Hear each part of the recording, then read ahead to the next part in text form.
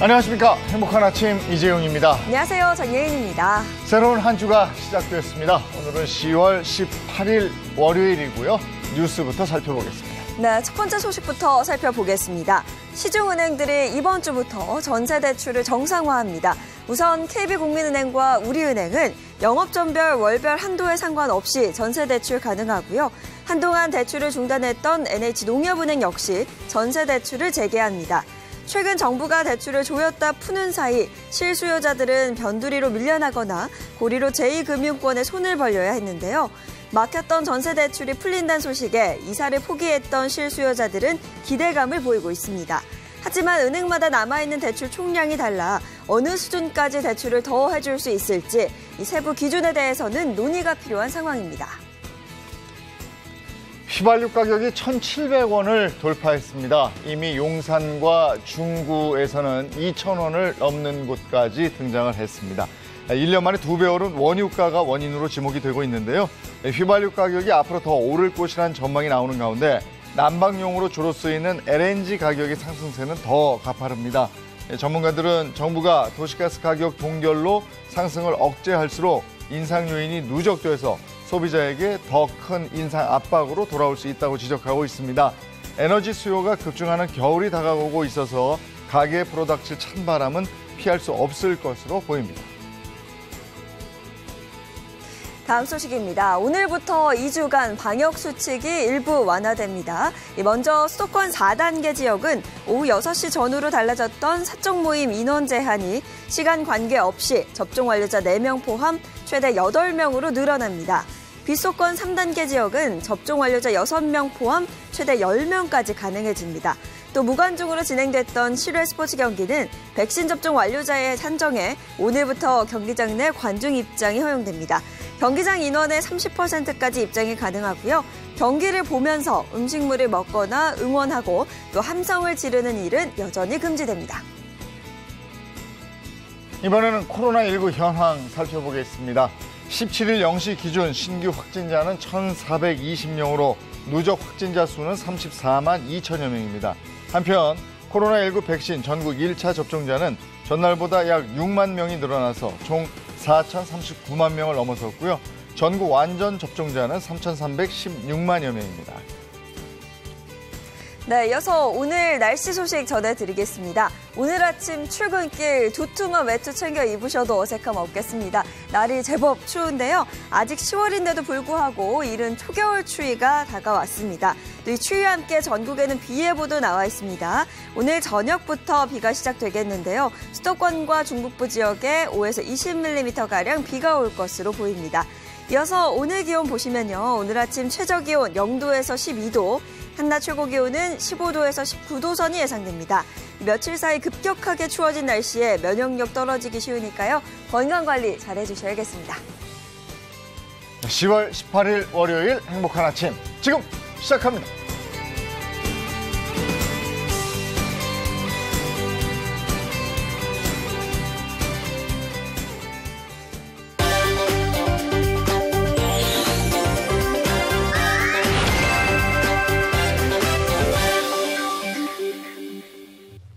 네, 월요일 행복한 아침 자동차 관련 얘기부터 나누겠습니다. 한건우 기자가 전해주시죠. 네. 운전을 하다 보면은 이럴 때 여기서 나오면 안 되는데 하는 게 나올 때가 있습니다. 그럴 땐 저 이런 노래가 생각나더라고요. 뭐요? 네가 왜 거기서 나와? 잘한다. 나는 느낌 야, 있었나요? 꺾인다. 너무 잘하는데요? 근데 조금 더 맛깔스럽게. 부족해요? 네가 왜 거기서 나와? 야, 오늘 네가 왜 거기서 나와? 그만해요.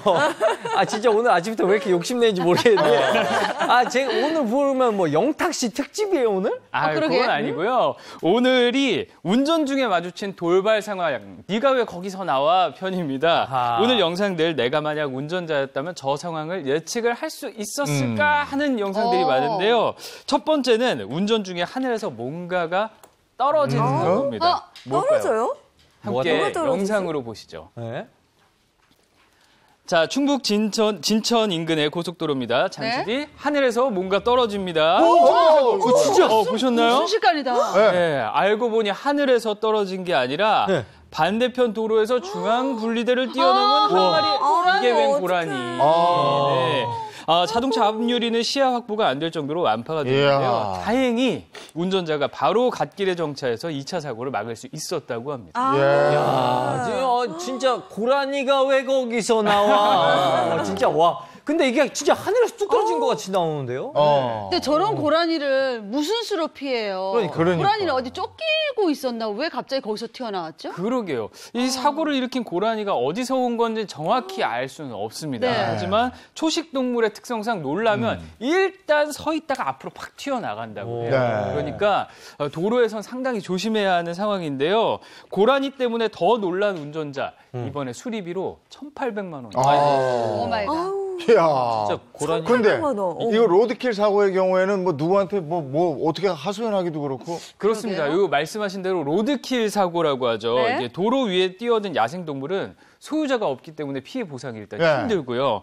방금처럼 전방 주시를 게을리하지 않고 앞을 계속 보고 가도 네. 운전자 과실이 100%라 이게 진짜 뭐 할 말이 없습니다. 아니 이게 운전자한테는 날벼락 같은 일이란 말이에요. 그럼요. 맞아요. 이게 그러니까. 누구한테 배상을 요구하거나 뭐 책임을 묻거나 할 수도 없는 거고 온전히 내가 책임을 져야 하는 네. 일인데. 아. 근데 고라니 사고가 제법 많이 일어나는 것 같아요. 그렇습니다. 이 로드킬 하면은 네. 고라니가 떠오를 네. 정도로 정말 고라니 사고가 많은데요. 실제로 통계를 보니까 압도적으로 많더라고요. 도로공사 통계를 봤더니 최근 5년간 고속도로에서 발생한 로드킬 사고 8천여 건 중에서 전체의 87%가 고라니 사고였다고 네. 합니다. 그러니까 사고 10건 중 로드킬 10건 중에 8건 고라니였다.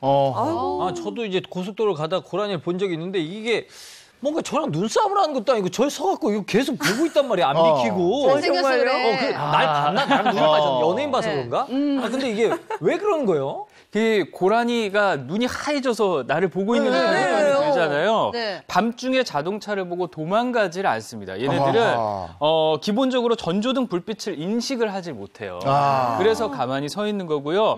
상향등을 켜서 경고를 해주는 방법이 그러니까 먹힐 리가 없습니다. 얘네한테. 그렇기 때문에 얘네가 청각이 예민하기 때문에 네. 무조건 경적을 울려서 일단 도망가게 해주는 게 중요하고요. 그리고 로드킬 사고가 자주 발생하는 구간에서는 뭐 야간이든 주간이든 간에 일단은 좀 앞을 잘 보고 속도를 조금 늦추는 게 더 중요할 것 같습니다. 맞아. 네. 근데 이런 고라니 뭐 이런 거 말고도 또 다른 충돌 사고 최근에 있지 않았어요? 그렇습니다. 안동의 고속도로에서 발생한 역주행 사고가 바로 그 사례였습니다. 운전자가 이게 뭐야 하고 대상을 이미 발견했을 때 늦은 거예요. 1초 만에 충돌 사고가 일어났다고 하는데요. 아이고, 과연 네.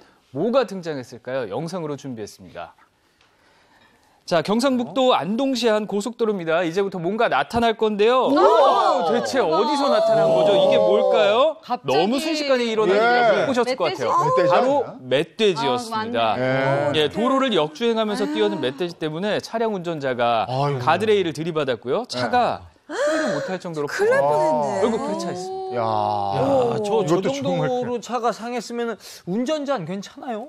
그러게. 정말 너무 크게 다쳤을 것 같은 위험천만한 상황이었지만 네네. 다치진 않았다고 합니다. 다행이다. 그런데 운전자가 주변에서 좀 다소 억울한 소리를 들었다고 해요. 네. 에이, 초보 운전이라 사고를 못 피했구만. 그러게 진작에 1차선으로 보고 바꿨어야지라는 얘기를 들었다고 해요. 예. 갑자기 나한테 뛰어. 아니 저건 어떻게 바꿔요? 초보 운전이 아니라 베테랑 운전자도 피하지를 못해요. 저 무슨 수로 막아요? 아니 근데 저걸 가지고 이제 진작에 1차선으로 틀었어야지라고 네. 얘기를 했다는데 그건 안. 그거 급하게 탁 나타나서 급하게 틀다가 그렇지. 중앙분리대 다칠 수 있죠. 맞아. 들어받고 더 큰 사고로 이어질 수도 있단 말이에요. 네. 그게 바로 정답입니다. 네. 네, 그래서 전문가들도 이럴 때는 급하게 핸들을 틀지 말라고 이야기를 합니다. 오히려 중앙 분리대와 충돌을 할 수 있기 때문에 핸들은 꼭 그냥 정자세로 잡고 네. 있는 게 더 중요하고요. 이럴 때 만약에 급제동을 하거나 핸들을 꺾었다고 생각을 해보세요. 그러면 뭐 만약에 왼쪽으로 틀었다. 그럼 말씀하신 대로 중앙 분리대 그 들이받겠죠. 전복 사고 날 수. 오른쪽으로 틀면은 네. 또 그대로 밖으로 나가버리는 네. 거죠. 네. 더 큰 사고가 일어날 수 있기 때문에 이럴 때는 급하게 경로를 틀지 않는 게 좋습니다. 네. 네, 뭐 운전하다 보면 사실 누구나 겪을 수 있는 일이거든요. 맞아요. 이런 사고를 목격하거나 혹은 또 운전할 때 이런 야생동물의 사체를 보는 경우도 있잖아요. 이 경우에는 어떻게 해야 돼요? 그러게요. 내 뒤에 따라올 이 운전자를 위해서 2차 사고를 막기 네. 위해서는 맞아요. 중요한데요. 네. 보이는 즉시 신고를 하는 게 좋습니다. 고속도로에선 고속도로 콜센터 전화번호 기억하시기 바랍니다. 1588-2504, 1588-2504로 연락을 하시면 되고요. 국도나 지방도 그리고 시, 군 도로를 주행할 때에는 지역번호에 120번, 지역번호 더하기 120번으로 연락하시면 즉시 처리를 하고 네. 2차 사고도 예방을 할 수가 있습니다. 네. 그러니까 도로에서 로드킬 사고 이게 동물 사체 이렇게 보면은 기분이 좀 안 좋은데 그쵸. 그때는 신고를 해서 조치를 취할 수 있게 해줘야 되겠네요. 네, 예. 그렇습니다. 네. 자, 다음 영상 뭘까요? 이번에는 동물이 아닌 사람입니다. 사람이 튀어나와요? 정말 위험천만한 상황인데 목숨을 걸고 무단횡단을 하는 한 남녀가 등장을 하거든요. 이분들 정말 예상하지도 못한 장소에서 튀어나옵니다. 저도 예상 못할 것 같거든요. 네. 그 영상 함께 확인하시죠. 자, 눈에 익은 이 도로 왕복 8차선 올림픽대로입니다. 여기서 갑자기 나와요, 이렇게. 중앙분리대 풀숲에서 나왔거든요. 아니 그래도 저분들은 넘어갔어. 네, 다행히 사고는 안 났는데. 운 좋았죠. 네. 저게 정말 손을 잡고 4차선 도로를 달리는 두 사람 때문에 운전자들이 모두 급정거를 했다고요. 아이고 그럼 좀. 다행히 이 차가 말씀하신 대로 스치듯이 지나갔기 때문에 사고가 네. 없었습니다. 등산복 입었으면 산으로 가야지 왜 저 올림픽대로 저기서 그러게. 왜 왔다 갔다 하고 있어 정말. 그러니까요. 엄한 데서 트레킹을 하고 에이. 있습니다. 안타깝게도 영상 속의 남녀의 정체가 뭔지 또 왜 올림픽대로에서 저렇게 튀어나온 건지 밝혀지진 않았습니다. 하지만 전날에 기상천외한 행동을 본 운전자들 정말 놀란 가슴을 쓸어내렸고요. 아, 왜 또 아니겠어요. 4차로에서 아슬하게 사고가 날 뻔한 저 블랙박스 운전자, 저 네. 운전자는 잠을 못 잤다고 아. 말해요. 그럴 수밖에 없죠. 트라우마죠. 네. 아니 저분도 무슨 오징어 게임 하는 것도 아니고. 그래요? 올림픽 도로에는 이제 사람이 다니면 안 된단 말이에요. 그런데 네. 저기 와 갑자기 사람이 나타날 거라고 누가 생각했겠어요? 근데 운전하다가 진짜 저런 상황에서 저런 분들 툭 튀어나오면요. 가슴이 철렁하죠. 놀라죠. 예. 요거는 처벌 대상입니다. 처벌 대상. 고속도로에서 걷거나 횡단하는 보행자 도로교통법 위반으로 처벌 대상이 되는데요. 벌금이나 구류형에 처해질 수가 있고요.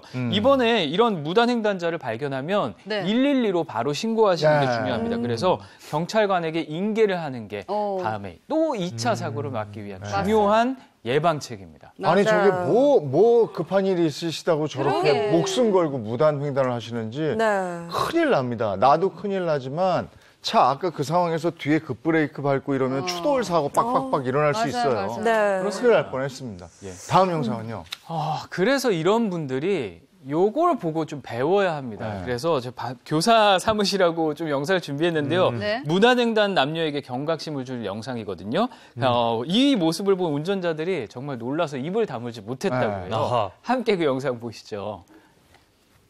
제주도의 한 도로거든요. 신호가 빨간불로 빨간불. 바뀌니까 차가 멈춰 섭니다. 네. 네. 자, 파란색 신호등에 맞춰서 횡단보도를 건너는 대상. 뭐야? 어머. 네, 네. 아우, 예의 바른 강아지, 네. 하얀 마음 백구였습니다. 와. 빨간불 신호에는 멈춰서 기다리다가 초록색으로 신호가 어머, 바뀌니까 웬일이야. 도로를 건너가는 아주 기특한 모습이었습니다. 네. 어떻게 저러죠? 걔들이 강아지가? 원래 그 생명이라 그러던데 대단해. 네. 사람보다 낫다. 그러게요. 때로는 걔가 사람보다 나아요. 네. 똑바로 잘 가다가 무슨 이유에서인지 길을 살짝 그 비키는데요. 길이 아니야. 그 길이 아니야.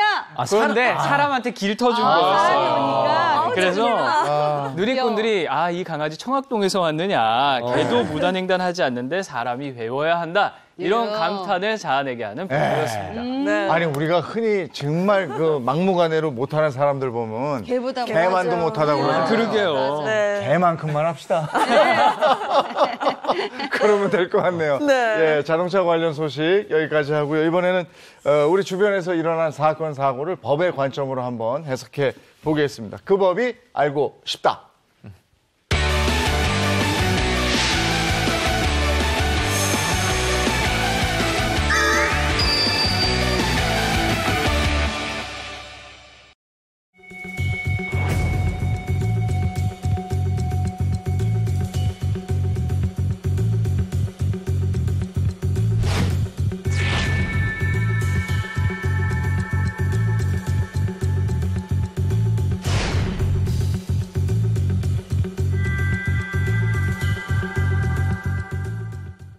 네, 그 법이 알고 싶다. 이인철, 허주연 변호사 나오셨어요. 어서 오세요. 안녕하세요. 반갑습니다. 자, 첫 번째 사연부터 갈까요? 자, 첫 번째 사연.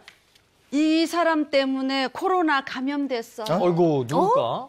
이 사람 때문에. 이 사람 때문에. 이거 뭐 방역 수칙 안 지킨 사람이겠죠. 그러게요. 그렇겠죠? 예. 누굴까 한번 보겠습니다. 정답은 아유, 우리 시어머니. 아이고, 야, 이거 뭐. 자, 이해를 돕기 위해 사연을 꽁트로 준비해봤는데 시어머니 역할은 이재용님이 해주시고요. 남편 역할은 이정수 씨가, 며느리 역할은 제가 하겠습니다. 이 사연은 실제 사건을 바탕으로 재구성했습니다. 사연 속으로 고고! 저는 떨어지는 낙엽도 조심하는 초기 임산부입니다. 요즘 코로나 때문에 집 밖을 못 나가고 있는데 저희 시어머니는 정반대예요. 워낙 활동적인 분이라 잠시도 집에 계시질 못하거든요. 그날도 시어머니가 외출하고 오셨는데 갑자기 기침과 고열 증상을 보이시는 겁니다. 아유, 얘야, 집이 왜 이렇게 춥니? 에어컨 틀어놨니? 아니 보일러 틀었는데 추우세요? 춥다. 어머니 열이 엄청나요. 어머니 병원에 가보셔야 되는 거 아니에요? 됐어. 병원은 무슨. 근데 그냥 가만 놔두면 좀 알아서 낫고 뭐 이럴 거야. 그러고 보니 앞집에 재용이 엄마가 코로나 확진 받았다는데 그때 재용이 엄마 만나고 왔다 하지 않으셨어요? 아니야. 난 재용이 엄마 얼굴도 모른다. 에? 나 코로나 아니야. 어머니 그러지 말고 병원이라도 한번 다녀오세요. 네? 증상을 대수롭지 않게 여기시던 시어머니는 결국 병원에서 코로나 확진 판정을 받았습니다. 다른 가족들도 부랴부랴 검사를 했는데 남편이랑 임신부인 저까지 확진 판정을 받고 말았습니다. 알고 보니 어머니가 확진자를 만나고도 역학조사에서 거짓말하셨던 겁니다. 머리. 어머니는 어떻게 그러실 수 있어? 내가 임신한 거 뻔히 알면서 감쪽같이 거짓말을 할 수 있냐고. 여보, 그래도 아무리 그래도 우리 엄마가 우리 엄마한테 말 너무 심하게 하는 거 아니야? 엄마가 일부러 그러신 것도 아니잖아. 뭐 엄마가? 그래서 지금 자기 엄마 편 드는 거야? 그래도 우리 애가 잘못되기라도 하면 어쩔 거야? 어머니가 책임지실 거냐고. 그래도 우리 엄마가 왜 책임져? 고의로 그런 것도 아닌데. 그리고 우리 엄마 시어머니인데 그냥 봐도 그냥 넘어가. 그냥 넘어가라고? 엄마 이렇게 그냥 황당해서 말문이 다 막혔습니다. 저는 뱃속에 아이가 잘못되지 않을까 걱정인데 남편은 자기 엄마 편만 들고 있으니까 남편 말대로 시어머니 가족이니까 제가 참고 넘어가야 됩니까? 며느리인 게 무슨 죄냐고요, 네? 이거 예민할 이거 진짜 텐데. 말하기 이렇게 하면 안 돼요. 이게 어떻게 된 거예요? 역시 온라인 커뮤니티에서 화제를 불러일으킨 사연인데요. 네. 9주차 임신부라고 알린 작성자가 역학조사 동선을 속인 시어머니 때문에 코로나19에 감염됐다고 밝힌 그런 사연이었어요. 네, 시어머니가 역학조사에서 거짓말을 했다는 건데 뭐라고 한 거예요? 작성자는 시어머니가 교회에서 코로나에 감염돼서 온 것으로 예상한다 이렇게 밝혔는데요. 네. 역학조사에선 어머니가 기독교가 아닌 무교라는 거짓말을 또 했다고 합니다. 아이고. 작성자는 그 사실 당연히 모르고 시어머니와 만났고요. 네. 그 후 이틀간 고열과 근육통 증상을 보여서 검사를 했더니 확진 판정을 받은 겁니다. 어떡해. 아이고. 거짓말을 할 게 따로 있지. 그러니까요. 그러니까 되잖아요. 또 임신 초기잖아요. 그럼 진짜 조심해야 할 그 시기거든요. 그렇습니다. 그러니까 작성자도 그 점 때문에 많이 좀 화가 났던 것 같아요. 만약 방역 지침을 잘 지켰더라면 또 의심 증상이 있을 때 시어머니가 자신을 부르지 않았다면 이런 일이 없었을 거라는 거죠. 결국 작성자는 고열이 지속돼서 병원에 입원을 했고요. 혹시나 임신한 아기가 잘못될까 봐 또 혹시 장애가 생기진 않을까 하루하루가 두렵다 이런 고충을 또 토로를 했습니다. 그래요. 입원할 정도면 상태가 심각했을 텐데 맞아요. 그 임신부가 그 코로나에 걸리면 더 심각하지 않아요? 그러게. 그런 연구들이 있습니다. 코로나19가 임신부에게 더 안 좋다고는 하는데요. 임신 중에는 면역력이 떨어져서 바이러스에 감염될 확률도 더 높아지고요. 또 합병증 발생률이 더 높아질 수밖에 없다고 해요. 또 코로나19 바이러스에 감염되면 조산의 가능성도 또 높아진다는 그런 국내외 연구가 있어서 전문가들은 임신부에게 미리 백신을 맞거나 아니면 방역 수칙을 철저히 지킬 것을 또 요구를 하고 있습니다. 네. 그래서 이 시점에서 한번 딱 짚어봐야 된다고요. 네. 이 시어머니가 나왔기 때문에 남편은 어떻게 했나, 어떻게 행동했나, 네, 어땠습니까? 이럴 때 이제 남편이 사실 위로하고 공감을 해줬더라면 그래. 문제가 좀 덜했을 텐데 남편이 이런 말을 했다고 합니다. 네. 아, 우리 엄마 고의로 한 것도 아니잖아. 길 간 사람한테 다 물어봐. 누가 고의로 감염시키냐라고 얘기해. 차라리 가만히 있으면 중간이라도 가지. 맞아. 거기서 편들 사람 편데 거기서 어떻게 엄마 편을 들어? 그러게 말이야. 근데 남편이 그러면 안 그랬잖아요. 되지. 고의는 아닐 거라고. 근데 저도 시어머니가 뭐 고의로 그러신 건 아닌 줄 알아요. 근데 방역수칙만 잘 지키고 그럼요. 말만 해줬더라도 안 옮길 수 있었던 거잖아요. 근데 그게 우리가 이제 아쉽네요. 남편의 대응이 네. 약간 좀 어설펐던 것 같은데 맞아. 누리꾼들의 반응은 어땠습니까? 아, 역시 뭐 불같이 격분을 했죠. 네. 아, 며느리가 임신했으니 시어머니가 당연히 더 조심했어야 한다. 또 의심 증상이 있으면 며느리를 오지 말라고 했어야죠라고 비판을 했고요. 또 남편 얘기도 있었습니다. 남편이 엄마 편 될 땐가요? 뱃속에 아이 걱정을 하셔야죠. 그렇지. 그래서 남편의 아니란 태도를 꾸짖는 의견도 있었습니다. 야, 근데 시어머니 거짓말 때문에 이제 부부싸움도 하게 생겼지만 아무튼 이 동선을 속였단 말이에요. 이거 형사처벌되지 않나요? 이건 처벌이지. 예전에 이런 일이 있었잖아요. 학원 강사가 본인이 이제 맞아. 방문한 장소 만난 사람을 속여가지고 맞아요. 집단 감염된 사건이 있었잖아요. 그게 집합 눈덩이처럼 커지거든요. 네. 자, 그래서 이제 감염법 예방법에는 이런 일이 있어요. 그 누구든지 역학조사할 때 거짓 짓을 하면 안 됩니다. 고의로 본인이 명백하게 어느 곳을 방문을 했고 어떤 사람 만났는데 왠지 본인이 밝히기 싫은 그런 장소라든지 사람이 있잖아요. 그래서 이제 누라가 할 경우에는 2년 이하의 징역이나 2천만 원 이하의 벌금형이 처해질 수 굉장히 큰 중형이거든요. 그래서 사실대로 밝혀야 됩니다. 실제로 집회 참관 사실을 속여서 소송까지 간 경우도 있고 그러지 않습니까? 맞아요. 그런 사례 있었어요. 작년에 이제 70대 A씨가 서울 광화문 집회에 참석을 했다 집에 갔는데 이 코로나 감염이 일어난 거죠. 네네. 근데 역학조사에서 동선을 숨긴 겁니다. 네. 그래가지고 결국 이 사람 형사 절차를 통해서 벌금 300만 원 선고를 받았어요. 왜냐하면 이 사람 때문에 7명 연쇄 감염이 그 위에 그렇죠. 일어났거든요. 근데 여기서 끝이 아니었어요. 이후에 청주시가 이 사람한테 민사소송을 청구를 했는데 손해배상 금액을 무려 5,200만 원 정도를 청구를 했습니다. 치료비나 검사비 이런 것들을 해보니까 이 정도 금액이 나왔다는 거예요. 근데 이게 그 역학조사에서 동선을 숨긴다는 게 참 조삼모사예요. 요즘에 CCTV도 있고 막 다 카드 쓰고 다니기 때문에 이걸 끝까지 숨길 수가 없는데 순간 위기 모면하겠다고 이거 숨겨가지고 형사처벌받았죠. 벌금 냈죠. 민사청구 당했죠. 이런 일은 앞으로 절대로 없어야겠습니다. 이 사연에 나온 며느리도 병원비에 정신적 스트레스가 상당했을 거 아니에요. 근데 시어머니를 상대로 또 손해배상 청구하는 것도 이것도 그건 못할 것 애매한데 같아요. 할 수 있을까요? 이혼 소송에서 많은 분들이 며느리들이 오시면서 남편도 밉지만 시어머니 상대로 꼭 소송해달라 이런 분이 계세요. 와. 아니면 시누이 상대로 해달라. 근데 웬만하면 저는 말리거든요. 네. 왜냐하면 법원에서 잘 인정하지는 않습니다. 맞아. 어차피 한 가족이 이걸 남편한테 이제 포괄적인 책임을 묻는데 아주 특별한 경우에는 시어머니한테 위자료 책임 묻는 판례가 있어요. 이런 경우가 있었거든요. 시어머니가 며느리한테 이런 말을 했습니다. 너 교양 없이 친정에서 뭘 배웠니? 이거 싫어, 이거 싫어. 그렇게 천박하게 굴면 안 된다. 이렇게 이제 폭언을 퍼부은 겁니다. 이렇게 상습적인 폭언 때문에 며느리가 스트레스 받아가지고 이혼까지 됐거든요. 그럴 경우에 우리 법원에서 며느리에게 3천만 원을 지급하라. 이렇게 굉장히 특별한 판례가 나온 적도 있었습니다. 아니 시부모가 이렇게 막말을 했으면 남편이 뭐 말리든가 뭐 중재를 했어야지. 남편 뭐 한 겁니까? 그냥 이제 방관한 거예요. 그러니까 남편이 중간 역할만 잘해도 이 상황까지 그렇지. 가지는 않는데 네. 남편이 우리가 그 소위 말하는 마마보이였던 겁니다. 엄마 하면서 이 사태를 그냥 수수방관하고 있으니까 결국에는 이렇게 문제가 생긴 것이고 법원도 이 세 사람의 책임 모두, 그러니까 시부모님과 남편의 책임을 모두 인정을 해서 같이 아내에게 위자료를 지급하라 이렇게 판결을 한 거고 시부모가 이렇게 자기 배우자에게 부당한 대우, 반대의 경우도 마찬가지고요. 이렇게 부당한 대우를 하게 되면 그 자체로도 이혼 사유가 될 수 있고요. 남편이 이걸 뭐 말리거나 하지 않고 방관하거나 부추기는 경우라고 하면 유책성이 인정이 될 수 있다는 점을 꼭 명심을 하셔야겠습니다. 고부 간의 갈등을 오히려 키우는 사례 중에 남편의 역할이 또 있어요. 그렇죠. 그러니까 중간에서 제대로 이걸 못하면 더 이게 관계가 안 좋아지는 경우가 있는데요. 네. 자신이 없으면 피해버리든가. 가만히나 있든가. 그래. 자식이 빠지든가. 가만히 그냥 있어. 아니 근데 제일 좋은 건 쫄리면. 평소에 아내 앞에서 어머니를 이렇게 약간 낮춰서 막 이런 거 하면 안 돼요.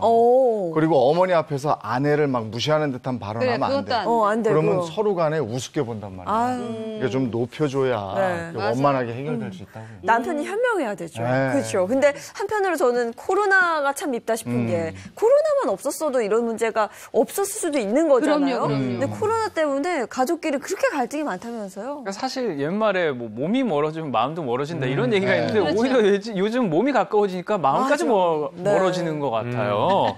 그 코로나 때문에 재택근무가 늘면서 가족 간에 보내는 시간이 늘어나면서 이런 좀 가족 간의 갈등이 많아졌다고 하는데요. 여성가족부가 국민 1,500명을 대상으로 조사를 했더니 코로나19 이후 가족 간 갈등을 경험했다는 사람이 10명 중 4명이었고요. 그중에 10명 중 6명이 남편과 혹은 아내와 배우자와의 갈등을 경험했다. 이렇게 얘기해요. 하루 종일 같이 있으니까 종일 같이 밥 먹고 종일 그러니까 싸움이 나죠. 맞아요. 그러니까 오죽하면 뭐 코로나 이혼 이런 말도 요즘 나오더라고요. 그럼 실제로 네. 코로나 때문에 막 이혼하고 싶다 이런 상담 오는 사례가 있어요? 여러분은 어떠세요? 남편이나 아내가 집 밖에도 안 나가고 계속 집에 있다. 하루 종일 같이 있다고 생각해보세요. 어때요? 좋을 것 너무 좋아, 같아요? 너무 좋아. 너무 좋아. 빠르네요, 정수 씨. 너무 좋다. 네, 그래서 이 갈등이 많아진다고 합니다. 네. 그래서 실제로는 이 남편이 이제 출근 안 하고 재택근무하는 경우가 많잖아요. 네. 근데 한 남편이 집에서 뭐 집안일을 도와주는 게 아니라 하루 종일 게임만 하는 거예요. 소파에 집 밖에 앉아있고. 처박혀가지고 계속해서 게임만 하니까 아내가 처음에는 남편과 게임 동호회에서 만나는 경우도 있거든요. 네. 그 게임을 좋아하나 보다 했는데 이거는 좋아하는 정도가 아니라 중독 정도예요. 아하. 그래가지고 도저히 안 되겠다 해서 이혼을 결심하는 경우도 있습니다. 이게 중독까지 간다. 이러면 이혼 사유가 되는 거죠. 이제 게임을 좋아하고 뭐 중독적인 증상을 보인다. 이것만 가지고 이혼 사유가 되기는 좀 어려울 수도 있어요. 경우에 네. 따라서. 근데 이제 이런 경우 있어요. 게임 좋아하시는 분들은 아이템 이런 거 산다고 막 이제 빚도 대출도 받고 막 집도 팔고 막 이런 맞아, 분들 있어요. 맞아. 이렇게 가정 경제를 완전히 파탄날 정도에 이르게 됐다고 하면 이거는 그때는 문제가 될 수 있죠. 네. 그리고 이제 이걸 얘기를 하는 과정에서 그냥 뭐 좋게 게임하지 마세요 이렇게 얘기하겠어요. 막 싸우면서 그렇지. 폭언하고 폭행하고 네. 이런 경우가 발생을 하기 때문에 이럴 때 이혼 사유가 될 수 있으니까 뭐든지 적당히 즐기시는 정도에서 맞아요. 하시는 것이 좋을 것 같아요. 네. 우리가 말을 이쁘게 한다고 그러잖아요. 네. 말을 이쁘게 잘 못해요, 대부분이. 맞아요. 그래서 말 한마디로 천냥빚을 갚아야 되는데 맞아요. 말 한마디로 천냥빚을 져.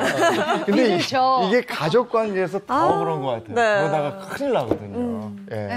자, 이것도 그런 사례인 것 같네요. 네. 자, 다음 건요. 자, 두 번째 사연은요. 남편의 사촌 누나가 저에게 이것을 달래요. 남편의 사촌 누나가 이거를 달래요. 뭘까? 사랑을 달래요. 돈을, 사랑을 돈 달래요. 돈도 아니겠죠.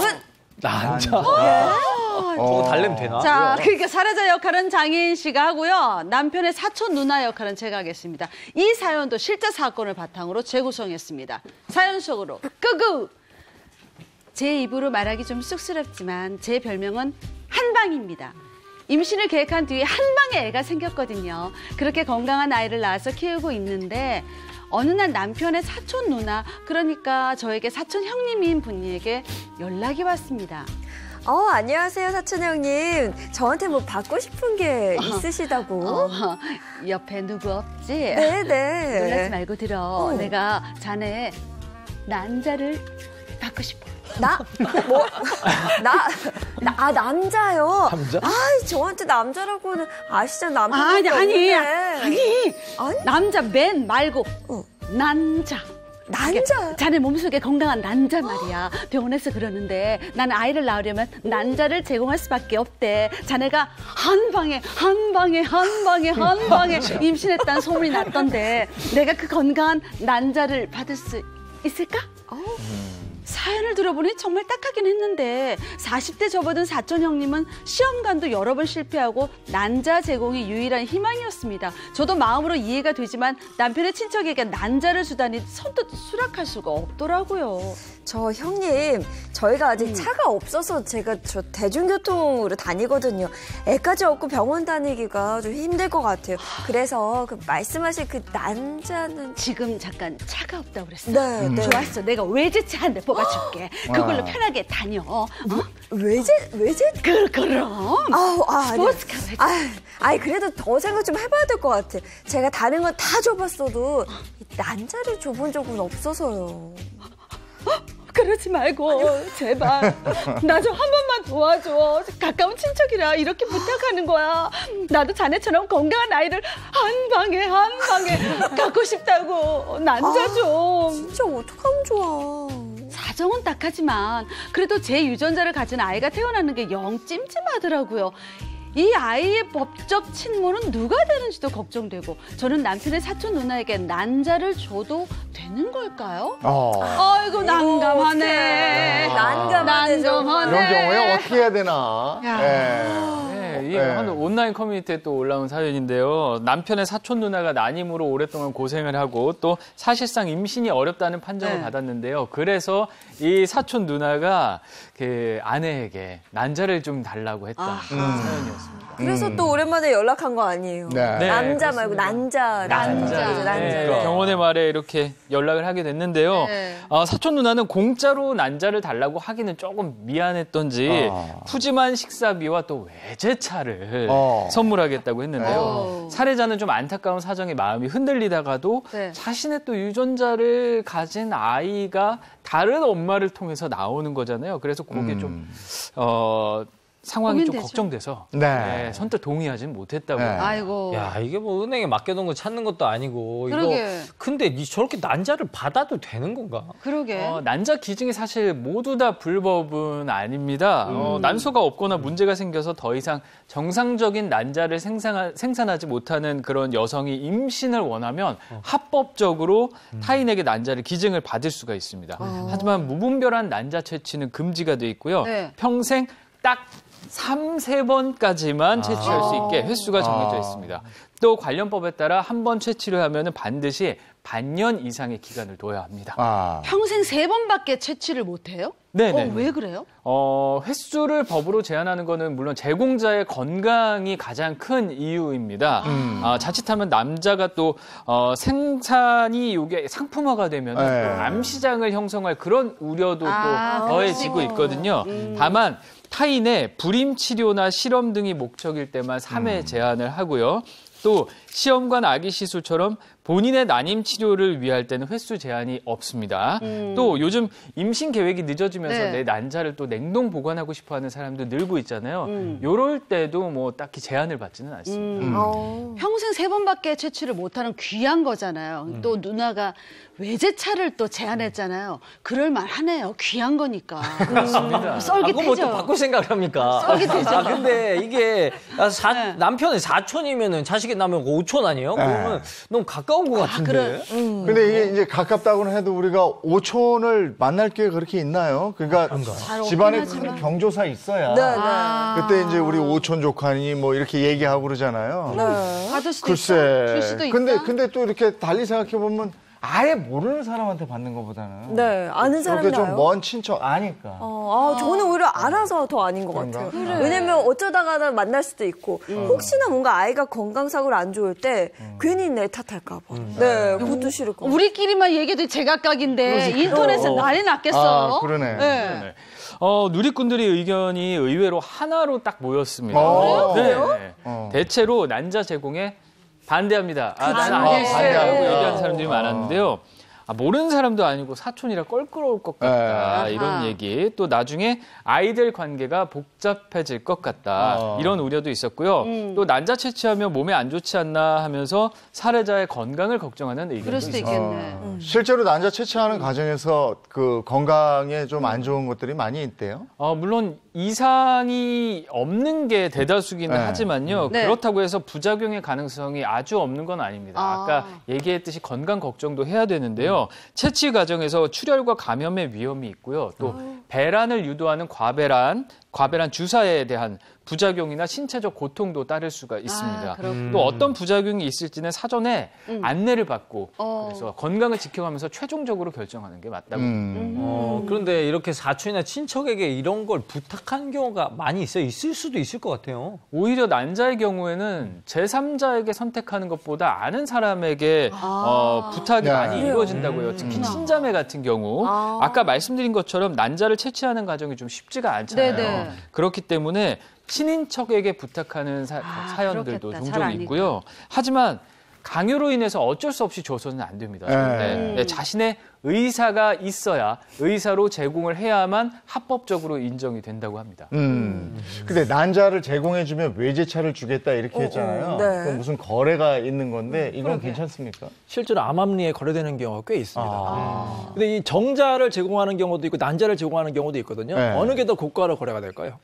난자. 난자가 진짜. 난자가 훨씬 더 고가에 거래되고 있는데 우리 생명윤리법에 보면은 이렇게 돈을 주고받고 정자라든지 난자, 배아를 거래하는 걸 불법으로 규정하고 있고요. 3년 이하의 유기징역, 비교적 큰 형으로 이제 처벌을 받고 있어요. 그래서 이제 암암리에 거래가 되고 있는데 절대로 이런 행위는 해서는 안 되겠습니다. 네, 그럼 실제로 난자를 돈을 주고 사고 판 그런 경우가 있었을 것 같은데요. 네, 생각보다 이런 사례들이 이제 음성적으로 많은 것으로 알고 있어요. 실제로 2018년도에 어떤 사건이 있었냐면 한 30대 여성이 자기 난자로 임신에 성공을 많이 했다 이런 허위 글을 올려가지고 무려 6차례나 난자 판매를 했던 사건이 벌어졌었어요. 근데 한 번당 적게는 200만 원에서 많게는 800만 원까지도 대가를 지급받았다 이렇게 이 얘기가 알려졌는데 이 여성 당연히 이제 경찰에 입건이 됐죠. 근데 문제는 이 여성만 처벌받은 게 아니라 이 난임 부부, 돈을 주고 난자를 샀던 난임 부부까지 모두 다 형사처벌 대상이 됐습니다. 그러니까 이렇게 작성자 같은 경우에도 뭐 외제차라든가 식사비 이런 걸 받고 금전적인 이익을 받고 난자를 결과적으로는 매매하는 형식이 돼버리는 거잖아요. 이럴 때는 처벌 대상이 될 수 있다는 점 꼭 아셔야겠습니다. 아니, 그 앞서 사연에서 이제 난자를 기증해갖고 만약에 아이가 태어나면 이제 오촌 조카가 된단 말이에요. 그러면은 이거 법적으로 누굴 핏줄일까 이게 싸움 날 수도 있을 것 같아요. 그럴 수도 여러분 있지. 상식적으로 그 자녀의 부모가 누구라 생각하세요? 정자 제공자, 난자 제공자가 있고 실제로 그걸 받아가지고 임신해서 출산한 사람이 있잖아요. 애매해, 누가 이거. 어머니가 되고 누가 아버지가 되고. 실제로 임신해서 출산한 사람이 그렇지. 어머니가 되는 그게 거예요. 없나? 실제로 제가 이제 그 사건도 종종 있는데요. 네. 이렇게 부부가 난임이나 이제 불임이 돼가지고 다른 대리모한테 부탁해가지고 아예 그 약속까지 하고 계약서까지 하고 충분한 금전을 지급하고 이제 대리모가 이제 임신해서 출산까지 하는 경우 있잖아요. 네. 그러면 이제 일반적으로는 대리모가 이제 이 아이를 부부한테 이제 주는 게 일반적인데 대리모. 가끔 가다가 대리모가 이 아이에게 정이 생겨가지고 내가 키우겠다 이런 경우도 있고 아니면 나쁜 마음을 먹고 더 큰 돈을 요구하는 경우도 있어요. 그래서 법적 분쟁까지 가는 경우도 있거든요. 우리 법원에서 누구 소리를 들어주느냐? 우리 법에는 이렇게 돼 있습니다. 우리 민법은 옛날에 규정이 돼 있기 때문에 이런 대리모 이런 걸 생각을 못했어요. 그래서 모는 출산에 의해서 결정된다 이렇게 규정돼 있어요. 그러니까 출산한 대리모, 출산한 사람이 어머니가 되는 겁니다. 현행법상은 어쩔 수가 없습니다. 그럼 사연에서 난자 제공만 하면 사촌 형님의 아이가 되는 거잖아요. 근데 내가 대리모를 해주면 내 아이가 될 수도 있는 거잖아요. 이거 좀 논란이 많을 것 같아요. 네. 대리모 제도 이거 합법이에요? 어떻게 되는 그러니까 거예요? 제3자의 자궁을 빌려서 임신을 해서 출산하는 거 대리모 제도라고 하죠. 이게 합법인 경우도 있고 불법인 경우도 있어요. 나라마다 다른데요. 예를 들어서 영국과 미국은 일부 주에 한해서는 합법이고요. 독일과 프랑스는 불법입니다. 또 중국은 대리모가 불법이에요. 그런데 좀 기상천외해요. 대리모 출산 시장을 당국이 방관을 해서 폭발적으로 성장을 했고요. 또 길거리에 대리모 광고가 깔려 있을 만큼 공공연한 비밀처럼 아주 왕성하게 네, 거래가 되고 있다고 특이하다. 합니다. 이게 그러니까 나라마다 법적으로나 윤리적으로나 다 차이가 좀 있다 이건데. 네네. 그러면 우리나라의 경우는 지금 어떻게 되어 있는지 모르겠네요. 우리나라의 경우는 전체적인 상황을 종합해보면 이 대리모 제도를 좀 보수적으로 판단을 하고 있는데 이게 좀 모호한 부분이 있어서 논란의 여지가 있어요. 일단 좀 구체적으로 설명을 드리면 이 사연 같은 경우에 작성자의 난자와 이 사촌 누나 남편의 정자를 난자를 수정시켜서 작성자의 배, 자궁을 이용해서 임신과 출산을 했다. 그리고 이 작성자가 외제차나 이런 걸 받았다. 이런 경우에는 이거는 생명윤리법 위반으로 처벌 대상이 됩니다. 그런데 이런 경우 있잖아요. 실제 부부의 난자와 정자를 체외 수정을 해서 이 수정란을 대리모에, 그러니까 쉽게 말씀드리면 배만 빌려서 아이를 출산하게 하는, 임신과 출산만 대행하게 하는 대리모의 규정 같은 경우에는 처벌 규정이 없어요. 그래서 실제로 처벌이 이루어지지 않는데, 그러니까 이런 사건이 있었어요. 2011년 서울에서 난임 부부와 대리모를 연결시켜준 브로커가 붙잡혀서 관련 사람들이 처벌을 받았는데, 이때 그 배를 빌려줬던, 그러니까 임신과 출산만 대행해줬던 대리모는 처벌을 받지 않았던 사례가 있었어요. 그러다 보니까 이게 무슨 법을 우회할 수 있는 통로를 열어주는 것도 아니고 맞아. 입법 불비다, 사각지대가 아니냐, 이런 논란들이 많은 것이 사실입니다. 근데 제 생각에는 좀 법이 바뀌어야 될 것 같아요. 실제로 사건을 보면은 물론 이제 출산한 대리모도 아이를 사랑하는 경우 있지만 네. 그 이 부부는 얼마나 아이가 간절해서 이것까지 했겠습니까? 훨씬 이 부부가 키우는 게 아이한테 좋은 경우도 있거든요. 그래서 맞아요. 무조건 출산한 사람이 어머니가 되는 게 아니라 법원이 판단하게 하면 돼요. 정말로 출산한 어머니가 더 아이를 사랑하는지, 아니면 정말로 아이를 원하는 간절한 부부가 사랑하는지를 판단해서 가정법원이 결정하는 게 훨씬 합리적이라고 생각이 됩니다. 그걸 솔로몬이 판단해야 될 것 같은데. 맞습니다. 이 아이를. 이 아이는 안으로 잘라라. 근데 난자 매매는 확실히 불법인 거죠. 그러면 이 난자 매매가 불법인데 몇 년 전에 대학에서 난자를 매매하겠다 이런 방이 붙은 게 있었다면서요? 네, 2018년이었고요. 네. 서울의 한 여대에서 그런 광고문이 붙었습니다. 네. 아주 노골적인 난자 매매 유인 글이었습니다. 네. 제목이 난자를 제공해줄 건강한 젊은 한국 여자분을 찾으며 사례는 충분히 하겠다, 이런 내용이었는데요. 이 게시물에 서울시내 여러 대학교에서 추가로 발견이 됐고요. 이 어색한 문구를 사용한 걸 보고 해외 브로커의 짓이 아니냐, 이런 얘기도 나왔습니다. 아, 이게 씁니다로 써야 되는데 읍니다 뭐 이렇게 표현한 걸 그러나. 해외 브로커라고 생각을 했던 것 같은데. 의심스러워. 그래서 범인 잡혔어요. 범인 잡혔습니다. 외국인 브로커인 줄 알았는데 잡고 보니까 알고 보니 범인이 70대 여성 한 명이었어요. 정적인 것도 아니었습니다. 70대 여성? 네. 70대 여성이 왜 그런 글을 붙였죠? 본인이 필요한 본인이 거 필요한 거 아니었고요. 아니잖아요. 네, 본인 필요한 거 아니었고요. 난임을 하고 있는 딸을 위해서 그랬던 거였습니다. 예.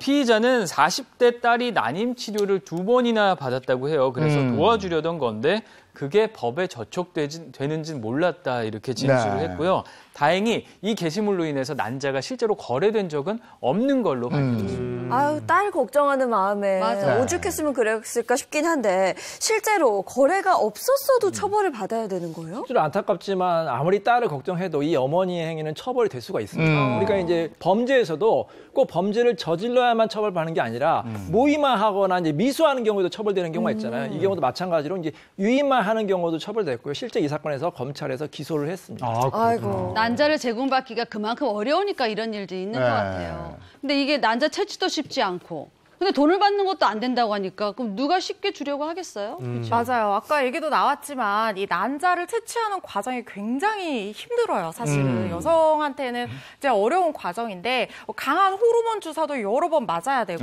그리고 어쨌든 나의 유전자를 가진 생명체를 세상에 남기는 거기 때문에 위축될 수밖에 없는 것이 사실이잖아요. 하물며 아무 대가 없이 모르는 사람한테 이걸 기증하라, 이거는 이제 공여자를 찾는 게 현실적으로 굉장히 어려운 것이 사실이죠. 맞아요. 네. 그러다 보니까 이 난임 부부들은 마음이 급하잖아요.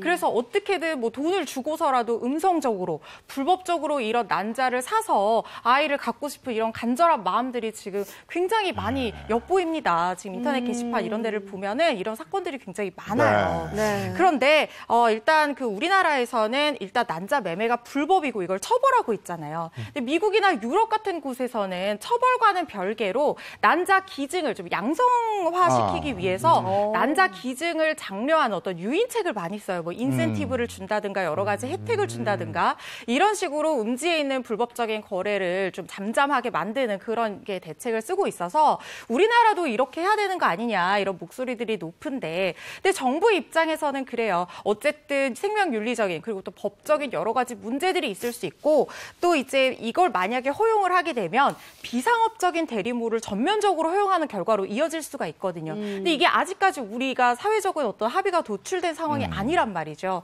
그렇기 때문에 이제 정부에서는 좀 소극적으로 대응을 할 수밖에 없고 법과 제도가 마련되기를 먼저 기다리는 것이 아니냐 뭐 이런 생각도 들기도 하는데요.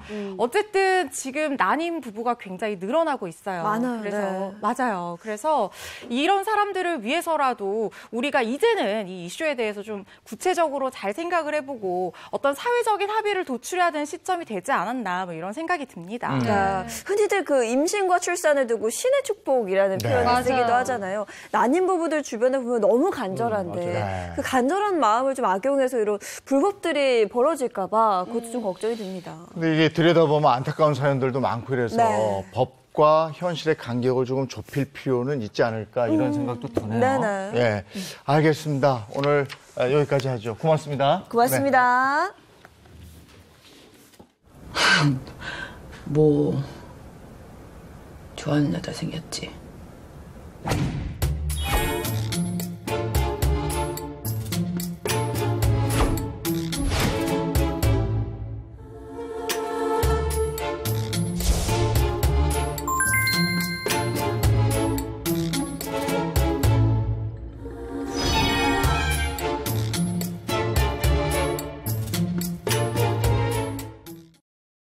네, 살면서 겪는 모든 고민을 속 시원하게 풀어드리겠습니다. 인생 Q&A 2호선의 용한 상담소입니다.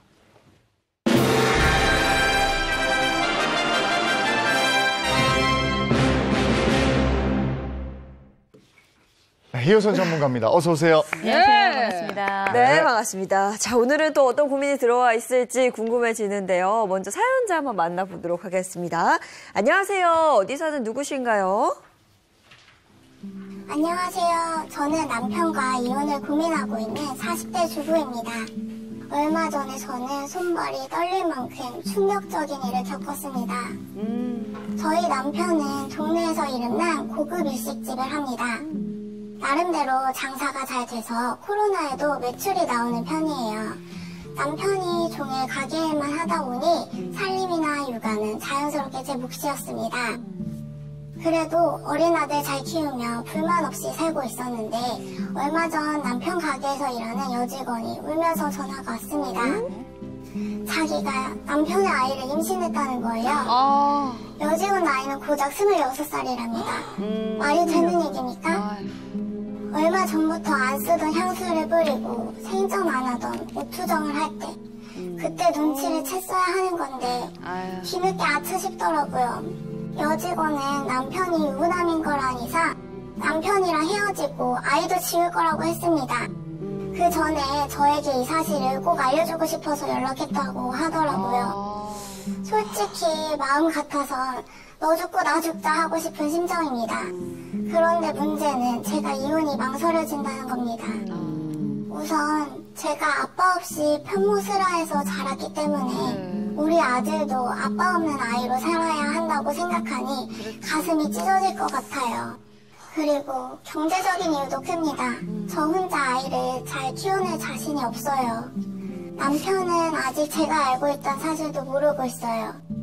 이걸 뒤집어 엎어야 할지 아니면 아들 생각해서 참고 살아야 할지 고민이 됩니다. 저 이제 어쩌면 좋을까요?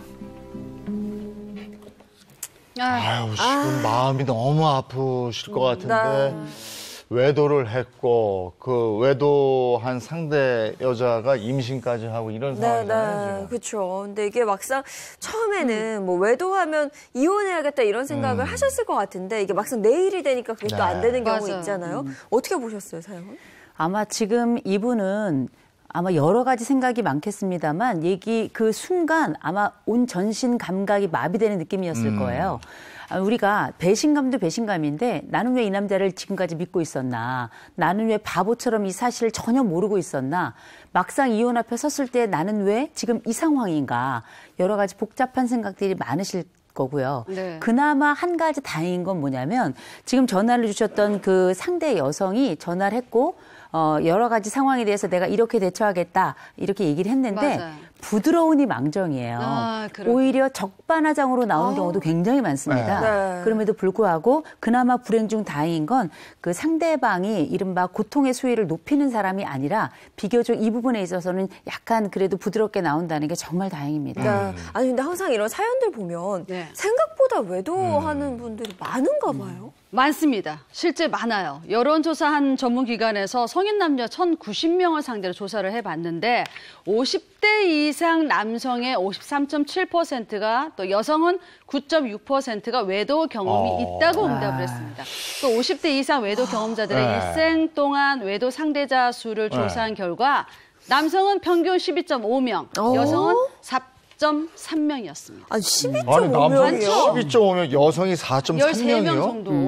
야, 이게 외도 퍼센트도 그렇지만 숫자가 상대 꽤 되죠? 숫자도 그러네요. 이게 또 평균이잖아요. 다들 깜짝 놀라셨죠. 네. 근데 이게 이제 실질적으로 우리가 정서적 외도하고 그다음에 몸의 외도 이런 것들을 이제 합쳐진 거기 때문에 약간은 양상이 다를 수 있는데 사실 현장에서는 이 정서적 외도까지 한다면 더 높을 것이다. 이렇게 지금 보고 있고요. 다만 우리가 이 통계를 봤으면 연령대는 어떻게 되는가 그것도 좀 궁금하실 텐데 그걸 잠깐 말씀드리면 연령대를 남성을 중심으로 보면 30대는 42.3%가 그리고 외도했던 경험이 있던 사람들 중입니다. 40대가 48.4%예요. 굉장히 많이 올라가죠. 그랬다 50대가 되면 52%가 또 60대 같은 경우는 56.7%로 나타났는데 전체적으로 외도의 비율이 올라간 건 아무래도 40대라고 봐야 되겠죠. 네. 위기의 나이입니다. 네. 그렇군요. 근데 참 믿고 싶지 않은 결과긴 한데 보니까 50대와 60대는 50%를 넘었다는 건 절반이라는 뜻이잖아요. 그렇죠. 아무래도 그 사연 주신 분도 내 남편이 저기에 속하지는 않겠다라고 믿고 싶으실 것 같은데 너무 절망적인 외도는 결과네요. 네. 다 나빠요. 근데 이번 건 최악인 것 같아요. 유부남이잖아요. 애도 있는 40대 아빠잖아요. 근데 26살 여자를 임신시켰다. 이거 남자들 지금 무슨 생각으로 이런 짓을 했는지 모르겠어요. 이 남편은. 네. 제가 볼 때 이 남자가 나쁜 남자이기도 합니다만 네. 바보 같은 남자예요. 왜냐하면 본인도 지금 수렁에 빠진 거고요. 임신을 했다니 26 여성의 일생에도 치명타를 가한 거고 네. 자기가 일군 이 가정의 내 아내와 내 아이에게도 해서는 안 될 짓을 한 거거든요.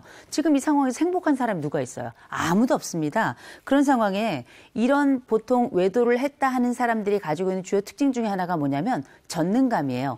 아마 내가 이렇게 몰래 뭔가를 한다면 내 배우자는 모를 것이다. 이 상황은 가려질 것이라고 생각하는데 이건 완벽한 착각입니다. 꼬리가 길면 당연히 잡히는 거예요. 근데 이게 남자로 보면 53.7%라는 통계 수치가 저는 자꾸 이게 놀라운데 네. 그러면 2명 중에 1명을 넘어선다는 거거든요. 그러니까요. 네. 그러면 여기서 배신감을 느끼고 치를 떠는 여성이 그만큼 많을 수 있다는 많죠. 거잖아요. 이 통계 네. 수치로 보면. 그 제가- 배신감은 오죽하겠냐고요. 그럼요. 제 주위에도 그런 분들이 좀 있긴 한데 제 아는 언니는 애들이 어렸을 때 아이 둘이거든요. 어렸을 때 남편이 외도를 한 거예요. 그러니까 시어머님이 너무 감싸는 거예요. 아이고. 애 아빠가 밖에서 일하다 보면 뭐 그럴 수도 있는 거지 뭐 네가 참아야지 뭐. 그 말에 너무 공부를 했는데 근데 아이들이 어리니까 이혼을 할 수가 없더래요. 그래서 애들 큰 때까지 기다려보자. 그때 이혼하리라 했는데 애들 크고 나니까 또 취업 생각해야 또 장가 시집장가 보내야지 이것 때문에 네. 또 안 되고 용서하는 것도 쉽지 않았는데 네. 그냥 그렇게 살고 있어요. 아니 그 상처랑 배신감이 정말 크다는 게요. 그럼요. 제가 어디서 읽었는데 그 외상후 스트레스 장애를 PTSD라고 부르잖아요. 네네네. 배우자의 외도를 경험한 그 어떻게 보면 아내 혹은 남편이 PTSD를 겪는데요. 그게 PTSD. 전쟁이나 혹은 뭔가 큰 자연재해 또 고문을 겪었을 때 그 다음에 겪는 맞아, 그런 충격 맞아. 그 마음이거든요. 생각해 보세요. 배우자의 외도는 재해이자 반복적 고문이에요. 생각해 보세요. 누울 때마다 떠오르고 맞아요. 앉을 때마다 떠오르고 밥숟가락을 들 때마다 떠오르고 심지어 내가 내 배우자의 불륜 상대를 만났다 하면 그 사람하고 비슷한 얼굴을 가진 사람만 봐도 떠오른단 말이에요. 맞아요. 이런 부분들을 우리가 뭐라 그러는가? 보통 이건 스몰 트라우마가 아니에요. 빅 트라우마라 그래서 굉장히 큰 충격, 이른바 우리가 말씀하셨던 전쟁이라든지 재난이라든지 고문이라든지 여기에 상응한다고 보기 때문에 그만큼 반복적인 고통 경험이 평생에 걸쳐서 나타날 가능성이 굉장히 높은 거고요. 네. 또 한 가지는 우리가 보통 배우자 간의 고통만 생각합니다만 이 상황에 가족 안에는 아이들이 있어요. 이 아이들이 내 배우자가 외도했다는 사실을 알게 되는 경우는 훨씬 더 이 상황이 복잡해집니다. 아이들의 심경은 어떻겠어요? 요새 아이들이 우리 아버지가 왜 그랬을까? 내 엄마가 왜 그랬을까라 끝나는 게 아니고요. 나는 이제 어떻게 해야 되나? 혹시 버려지는 건 아닌가? 그럼. 이런 유기 불안에 나는 아빠를 닮았나? 엄마를 닮았나? 나도 나이 들면 이런 배우자를 만나면 어떡하지? 미래에 대한 공포까지 생겨나서 사실상 우리가 생각하는 것보다 훨씬 더 심각할 뿐만 아니라 공부하는 과정에서도 공부 되겠습니까? 맞아. 주의 집중 산만해질 수밖에 없고요. 성적은 당연히 떨어지고요. 일탈 행위가 일어나는 경우도 비일비재합니다. 네. 저희한테 사연 주신 분도 고민하다가 사연을 보내주셨을 텐데 자, 이제 한번 보자고요. 외도녀 임선시킨 파렴치한 남편, 이혼이 망설여져요. 여기에 대한 솔루션 어떤 게 있을까요? 최대한 이기적으로 판단하라. 이기적으로. 이게 보통 외도 상황에 처한 분들 보면 너무 이거저거 고려를 많이 하시는데 네. 지금 가장 중요한 사람은 누구냐면 나와 내 아이들이에요. 지금 상태에서 최고의 피해자이기도 하고 우리가 앞날을 어떻게 만들어가야 될지에 대한 고민을 해야 되는 사람인데 만약에 내가 지금 배우자의 외도를 알았다. 그런데 이혼 자체가 지금 망설여진다? 그러면 그 이혼은 지금 하시면 안 되는 거예요. 이건 앞으로의 상황에 대해서 준비가 전혀 안 돼 있기 때문에 지금 준비되지 않은 이혼을 내가 한다? 이제 우리에게는 두 번째 더 큰 고통이 닥칠 수도 있습니다. 그래서 섣불리 이혼하지 말고 섣불리 결정하지 말라 말씀드리는 겁니다. 이 사연의 어머니 보면 이혼을 하게 되면 아빠 없이 클 아이가 걱정된다 그랬고 또 경제적으로 혼자 아이를 키울 수 없어서 이혼을 못 하겠다 그랬잖아요. 근데 주위에서는 그런 수모를 겪고도 왜 이혼 안 해? 아우 멍청이 아니야 왜 이혼 안 해? 막 이러잖아요. 이런 상황에서 진짜 어떻게 해야 될까요? 그런 사람들 꼭 있어요. 근데 제가 꼭 말씀드립니다. 주변 사람들의 그런 말에 절대 혹하지 마세요. 지들은 그렇게 안 살아요. 그렇지. 그걸 생각하셔야 됩니다. 네. 제가 철저하게 이기적이어야 된다는 이야기는 뭐냐면 제일 먼저 내가 준비될 때까지는 섣불리 결정하지 않아야 된다는 것. 두 번째가 다른 사람들의 의견에 부화내동하시면 안 돼요. 그래서 제가 늘 드리는 말씀이 있습니다. 이건 내일이라는 거. 내 미래라는 거. 그래서 충분히 판단하고 다른 사람들의 이야기가 아니라 내가 고려해야 될 항목들을 어떤 상황이 생겨서 결정을 해야 된다면 종이를 꺼내셔야 돼요. 오히려 하나하나 적어가면서 나만의 이야기를 충분히 적어놓고 그 이후에 조언을 드릴지언정 기본적으로 내 기조가 흔들리는 건 곤란합니다. 꼭 기억하세요. 제가 봐도 그 외도의 경험이 있는 그 가정의 경우에 처음에 그냥 그거 참고 살아야지 하고 살다가 몇 년이 지난 후에 아까도 말씀하셨지만 밥 먹다가도 뭘 보다 불뚝불뚝 그게 튀어나와서 그 외도를 했던 그 남편도 너무 힘들다고 그래요. 그러다가 이제 이혼을 하는 경우가 있는데요. 이거 어떻게 보면 이호선 선생님 지금 얘기한 대로 준비를 하고 있는 과정일 수도 있겠다 싶은 생각이 맞아. 그럴 수도 있겠죠. 그죠? 이게 왜 중요하냐면 우리가 이 이혼이라는 과정은 어떠냐면 일단 외도가 발생하잖아요. 이게 폭풍 같아요. 그래서 이 폭풍이 지나면 되겠지 싶잖아요. 폭풍이 끝나고 나면 폐허 앞에 서야 됩니다. 특별히 여성들 같은 경우에는 우리가 아이가 있잖아요. 또 아이가 없다 하더라도 사실 남성에 비해서 과거보단 나아졌다 하지만 생활 전선에 뛰어든다는 게 굉장히 어렵고요. 특별히 경력이 단절된 상태에서 나중에 생활 전선에 뛰어들 때 이 삶에 부딪힐 때 그 비참함이라는 건 이루 말로 할 수가 없습니다. 그래서 일단 남편의 외도 혹은 아내의 외도가 있을 수도 있어요. 외도가 일단 발생했을 때 그 상황에 내가 홧김에 분노에 또 주변 사람들의 말에 이혼을 확 해버리죠. 그다음부터 폐허 앞에 쓴 나는 어떻게 내 삶의 길을 나아갈 거고 살 집은 어디 있을 거며 먹고 살 건 어디 있을 거고 아이들에 대한 심리 준비나 실질적 준비는 어떻게 할 거예요. 그렇지. 준비가 된 상태에서 이혼하셔야 됩니다. 굉장히 중요해요. 냉정해라. 그리고 이기적으로 판단하라. 첫 번째 솔루션이었고. 자, 두 두 번째, 바로 용서해주지 마라. 이거 많은 분들이 외도하면 잘못했죠. 그래서 어떻게 하냐면 정말 손이 발이 되도록 빌어요. 네. 정말 미안하다고 울고불고 비는데 너무 많은 분들, 이를테면 전체 외도자의 60%가 바로 용서를 해줍니다. 그런데 용서가 나쁜 건 아니에요. 그러나 바로 용서한다는 건 그 얘기는 뭐냐. 이 안이 중대한 한이 아니라는 걸 얘기해 주는 겁니다. 그래서 다음번 외도가 발생할 가능성이 더 많고 더 빠르게 발생한다라는 통계가 있거든요. 그래서 이 반복 가능성이 있다는 게 굉장히 중요하시되 네. 우리가 대신에 외도가 발생했을 때 실제 뭘 하셔야 되냐. 고통에 대해서 호소하셔야죠. 그런데 동시에 우리가 빠짐없이 해야 될 것도 비난도 있어요. 왜냐 잘못했으니까. 대신 비난과 이 고통에 대한 호소를 저는 비율을 좀 가졌으면 좋겠어요. 왜냐 내가 이혼하지 않고 일단 이 사람하고 회복의 기조를 향해서 가겠다 싶은 생각이 든다면 비난이 4. 그리고 더 중요한 건 내 고통에 대해서 이야기하는 게 6이에요. 그래서 이 비율을 조정하는 게 되게 중요한 게 비난만 하면 누구든지 오래 못 견딥니다. 또 우리가 흔히 방귀 낀 놈이 속낸다 그러죠. 네. 방귀 낀 사람이 속낸다는 얘기는 그냥 나온 게 아니라 이런 작은 비난에도 본인은 못 견디는 사람들이 오히려 외도에 더 빠르게 들어가는 경우가 많아요. 그래서 일단 고통 호소 그리고 비난 비율을 보자면 내가 너무 힘들고 고통스럽고 아프다는 이야기를 더 많은 비중을 두는 게 더 중요하다는 거죠. 그래서 일단 용서는 너무 빨리 하지 않는 것, 그러나 그 과정에 내 고통에 대한 호소는 충분히 할 필요가 있다는 말씀입니다. 네, 근데 지금은 생각해 보면 그 신호가 있었거든요. 남편이 안 쓰던 향수를 뿌리고 맞아. 옷 투정을 하고 이때 좀 미리 알았더라면 어땠을까요? 진짜 그 안 쓰던 뭐 향수 쓰고 네. 뭐 안 하던 행동들 하는 거 뭔가 시그널 같은 게 있어요. 맞아. 네. 이게 보통 일반적인 사례에서도 주로 많이 드러나는 거 몇 가지 네. 우리가 흔히 말하는 신호를 좀 말씀드릴게요. 외도를 하고 있는 사람들이 보여주는 그것도 선수들은 아예 알 수가 없습니다. 네. 자주 했던 반복적인 상습적인 사람들은 알 수 없지만 초반에 처음으로 하는 사람들의 경우 첫 번째 뭐가 있는가? 전에 없던 자기관리가 시작이 돼요. 옷이라든지 향수라든지 거울을 볼 때도 자주 볼 뿐만 아니라 더 자세히 보는 네. 전에 없던 양상이 보이고요. 두 번째는 휴대폰 사용이 현격히 증가하면서 비밀번호가 생겨나기 시작하죠. 그래. 세 번째, 귀가가 기본적으로 늦어집니다. 핑계가 많아지고요. 또 한 가지, 우리가 잘 봐야 될 게 있어요. 그 전에 얘기하지 않던 사람에 대해서 너무 자주 이야기해요. 그게 좋은 말이든 나쁜 말이든 그 횟수가 증가한다는 거. 마지막은 너무 들떠 있거나 네. 아예 나와 말을 하지 않는 이유 없이 이런 상황이 생겨나는데 보통은 3개 이상이 동시에 일어날 가능성이 굉장히 높습니다. 네.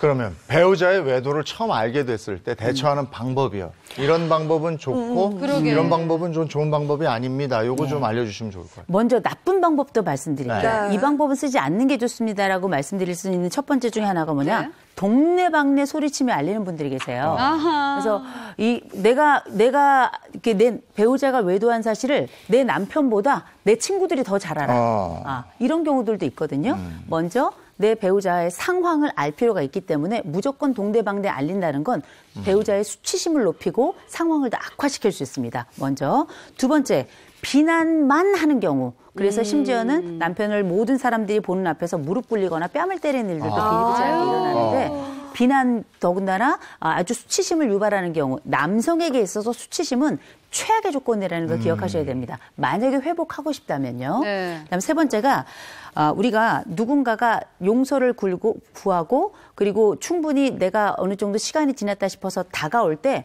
어느 정도는 받아줄 준비도 하셔야 되는데 무작정 밀어내기만 하는 분들도 있어요. 고통이 있습니다. 그러나 회복하고 싶은 생각이 있다면 일정 기간 후에는 꼭 받아줄 수 있을 만한 여력을 좀 갖춰야 된다는 거 말씀드리고요. 대신에 그나마 좀 나은 대처라고 하는 말씀드리자면 첫 번째로는 침착하셔야 됩니다. 우리가 보통 이 침착이라는 게 상상 초월로 어려운 일이에요. 쉽지 않아. 미치겠거든요. 네. 그러나 침착하셔야 됩니다. 그래서 어떻게 호흡도 하시고요. 그래서 제가 늘 말씀드리냐면 상황을 써라. 이런 말씀드려요. 그러면 진정이 되면서 정리가 좀 됩니다.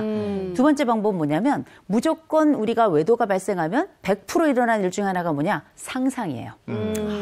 그때부터 그 상상의 나를 막 펼치면서 꿈으로 반복되고 이런 일들이 벌어지면서 막상 그 배우자가 한 정도 그 이상까지 미루어 짐작하는 경우가 많은데 그 경우는 적절하지 않습니다. 그거는 앞으로 있을 부부관계에도 무엇보다 충격을 받은 본인에게도 좋지 않고요. 세 번째, 아이들에게 함부로 이야기하시면 안 돼요.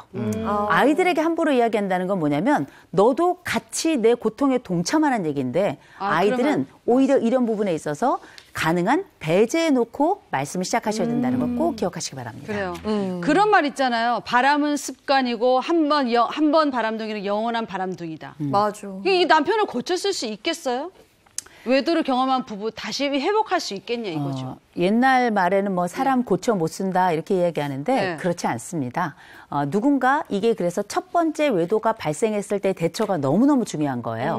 뭐든지 첫 번째 잘못이 발생했을 때 이 대처가 잘 되는 경우에는 나머지 생에 대부분 행복하게 오히려 이게 약이 되어서 남은 생애를 오히려 더 조심하면서 서로를 존중하며 살아가는 경우가 훨씬 더 많고요. 그래서 너무 이게 뭐 외도가 한번 발생하면 이 한 번 바람 핀 사람은 계속 바람 펴 이건 해당하지 않아요.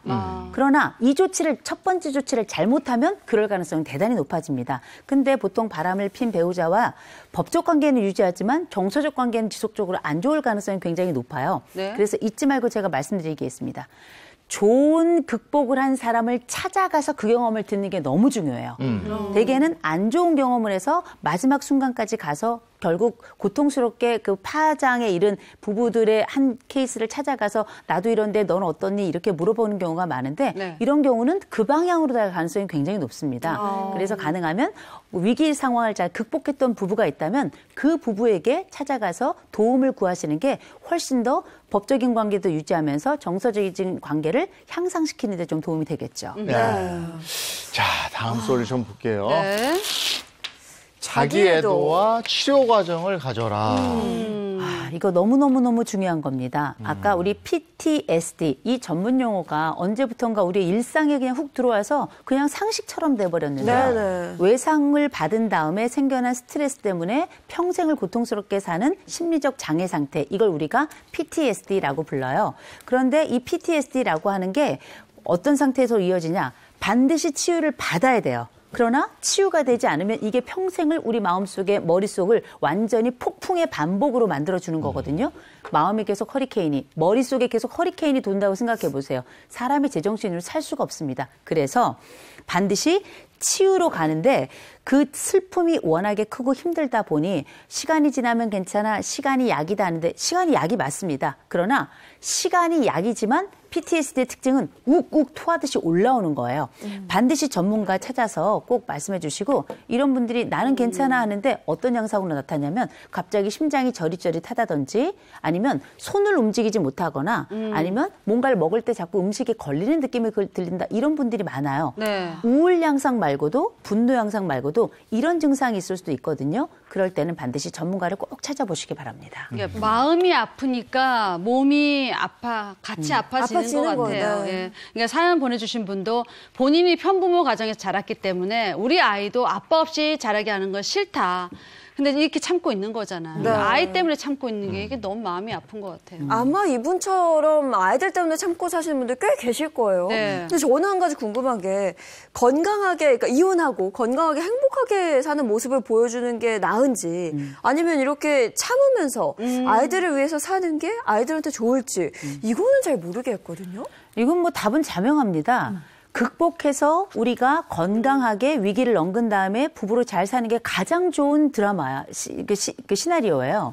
그런데 이게 안 될 수도 있습니다만 네. 분명한 건 우리가 내가 이혼을 하지 않는 이유가 아이 때문이건 내 자신이 준비가 안 돼 있어건 어쨌든 이건 이혼을 하지 않는 거잖아요. 네. 만약에 이런 결정을 하셨다면 지금 상태부터 무엇을 해야 될지에 대해서 지금 새로운 스토리를 시작해야 될 거예요. 그건 분명하고요.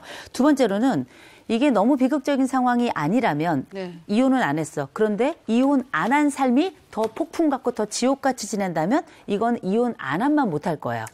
그러나 아이들에게는 폭풍 같을지 모르겠지만 이 부부가 함께 어느 정도 견뎌주는 거 네. 이것도 굉장히 중요한 과정입니다. 아이가 어릴수록 더 그래요. 특별히 이 아이가 사춘기를 겪고 있는 상황이라면 부부의 폭풍과 더불어서 아이의 폭풍이 같이 시작될 수 있습니다. 네. 그래서 부부가 일정 부분은 서로를 위해서 또 가족을 위해서 견디고 좋은 해법을 찾기 위한 노력을 해가는 과정, 나중에 이혼을 할지언정 그 노력의 과정을 거치는 것과 그렇지 않은 건 굉장히 차이가 있다는 걸 그렇겠죠. 말씀드리고요. 마지막으로 아이들이 이 부모의 이혼 상황 혹은 이혼 후에 굉장히 말하지 않는 심리적인 상처, 갈등과 아픔이 많습니다. 그래서 이럴 때는 꼭 기억하실 게 뭐냐? 이 아이들의 부적응이나 이 아픔에 대해서 부모가 자기 연민에 빠져 있으면 아이를 볼 수가 없어요. 이혼을 했든 안 했든 이런 상황이 있을 때 아이가 조금 무슨 문제가 보인다 싶으면 부모가 괜찮다라고 말하는 게 아니고요. 아이가 꼭 상담을 받을 수 있도록 부모에게 말하지 못하는 그 심정을 자연스럽게 그리고 건강하게 풀어갈 수 있도록 성장할 수 있도록 여러분들이 도와주셔야 될 겁니다. 네. 오늘 사연 보내주신 분은 그러니까 욱해서 그냥 판단하지 말고 준비가 돼 있지 않으면 더 냉정하게 이기적으로 판단한 후에 그렇죠. 행동하라 이런 말씀이신 네, 거죠? 맞습니다. 네. 알겠습니다. 예, 오늘 이호선의 용한 상담소 여기까지 하겠습니다. 고맙습니다. 고맙습니다.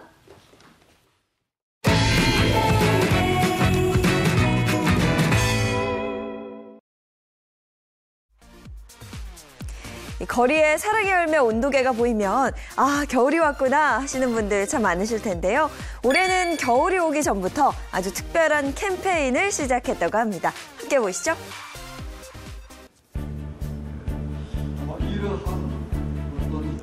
지난 15일 특별한 모금 캠페인이 열렸습니다. 본 캠페인을 통해 지역 주민이 직접 지역의 문제를 발굴하고 또 제안하고 이를 함께 해결할 수 있는 지역 문제 해결 플랫폼을 활성화하고자 하며 캠페인을 통해 모금한 기부금은 코로나19로 인한 계층 격차를 줄이고 기후위기에 대응하며 복지 서비스에 쓰일 예정이라고 합니다. 2019년부터 시작돼 현재 10개 지역에서 운영하고 있는 지역 문제 해결 플랫폼.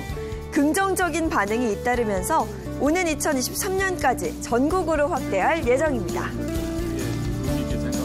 지역사회 문제 양상 매우 복잡하고 그 유형 역시 다양해지고 있습니다. 지지가 있다고 생각합니다. 이번 모금 캠페인은 관련 기관이 사자 협약을 맺고 범국민 모금 캠페인으로 진행하고 있습니다. 지역 문제 해결형 모금 캠페인에 적극 참여해 주시고 함께 해 주시면은 바로 우리가 해결하고자 하는 문제가 하루라도 일찍 좀 해결되지 않겠나 이런 기대를 하고 있습니다. 지역사회 문제는 갈수록 복잡해지고 또 다양한 양상으로 발생하고 있는데요. 이를 해결하기 위해서 필요한 기금을 국민 모금을 통해 만들기로 했습니다. 이웃의 어려움은 나누고 서로의 지혜를 모은다면 오늘보다 더 나은 내일을 기대할 수 있지 않을까요? 저희 사랑의 열매 사회복지 공동 모금회는 적극적으로 지원하고 또한 적극적으로 참여하고 같이 행동에 나서겠습니다. 우리 함께 이 문제에 대해서 관심을 가지고 동참해 주시기를 간곡히 부탁을 드립니다. 함께 합시다. 지역 문제 해결 플랫폼 모금에 꼭 함께해 주세요. 가을은 어디 갔나요? 거의 바로 겨울이 훅 들어왔어요. 저는 오늘 패딩 입고 출근했거든요. 네. 오늘 진짜 감기 걸리기 쉽습니다. 너무 추우니까 꼭 따뜻한 옷차림하고 외출하시기 바랍니다. 좋은 하루 보내시고요. 저희는 내일 아침 7시 30분 알찬 소식 가지고 돌아오겠습니다. 행복한 아침, 행복한 하루 되십시오. 고맙습니다. 고맙습니다.